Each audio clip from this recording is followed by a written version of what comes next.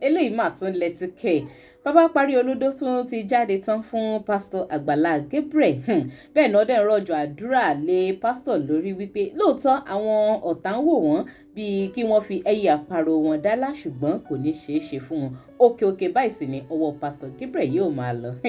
tẹ́yìn èèyàn bá gbàgbé pé látìgbà tí saga Muyideen charger tó ti break out lórí ayélujára ni ọ̀pọ̀ àtàwọn àfáà supporters Muyideen tí wọ́n dẹ̀ ti ń try láti fi Pst Gabriel tán try láti fi ọ̀tá wọn làkàlàkà.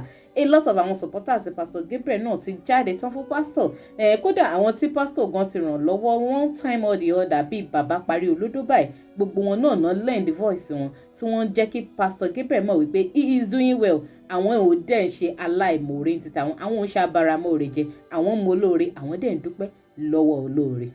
lọ́tẹ̀ yìí bàbá Pariolodo níbi tó ti pàdé Pst Gabriel nílùú Ìkòròdú nọ́mbà tó gbóhùn àdúrà míì sókè fún Pst Agbala lórí àwọn ọ̀tá tí wọ́n rọ̀gbà yí wọn ká tí wọ́n ṣáà gbìyànjú láti já wọn bọ́ wípé wọ́n á máa gbìyànjú ni ipa àwọn ò ní ká Pst Gabriel ọ̀rọ̀ ń tún lẹ́tíkẹ́ ẹ̀yẹ èèyàn ẹ jájọ gbọ́ ohun tí bàbá Pariolodo sọ nínú fọ́nrán yìí kéde má bá mi fèrò yín nípa ìsí comment.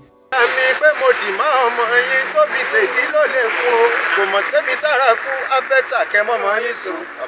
bẹ́ẹ̀ ni adúpẹ́ bọ́lọ́gbọ́ ọ́ ní ìwòtán wà parọ́ pé gọ́fìdẹ́là orí ẹ̀yẹ ló ṣe gbọ́ gbogbo tí ń ṣe báyìí òkè òkè náà ni nítorí ológo náà ló máa ń rí ogun tó sanra bẹ́ẹ̀ tó tó máa ń rí ṣùgbọ́n ológo máa ń borí ògo ni níwájú iwájú òkè lẹ́yìn Agbala Gabriel wọn lọ́wọ́ láwọ́ láwọn tí ń ràn lọ́wọ́ ọláwọn láwọn tí ń dúró tì ọláwọn láwọn tí ń tú sílẹ̀ apá ayé apá ọ̀tá òye ká mọ̀ òkè lẹ́nu ọ̀lọ́fẹ́ ìwà lọ́wọ́ ọlọ́run ìjẹ́ Gabriel tún gbéra ayọ̀ mi dé o ìjẹ́ Gabriel ó tún ti gbéra ayọ̀ wa ní olúláwà yìí ó ti balẹ̀ ní Pst 3 ní yàrá kọ́ńpọ́sítọ̀ Agbala Gabriel ti jáde sí báyìí ẹ bá máa gbọ́ a máa jọ pé yẹ̀yìn tiwa àtúrí rédíò àti lórí program Agbala Gabriel ti gbé bàtẹ́ fún àbí èyẹ ṣe ń bàtẹ́ lórí pé báwo rẹ̀ bá gbà sílẹ̀ tí àwa ti rà ló gbà.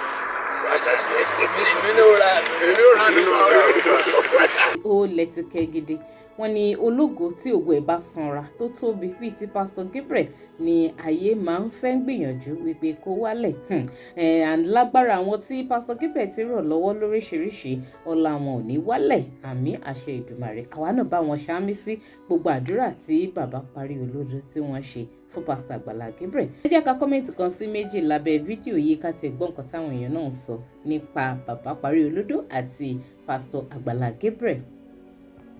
So one commenter Afobaje David only you too much Pariolodo comedy. Another commenter Omobade Ononi Hami. Okay. Then we have Abosede Alebioshu. Only Pst Gabriel, you will not fall. God is your comforter.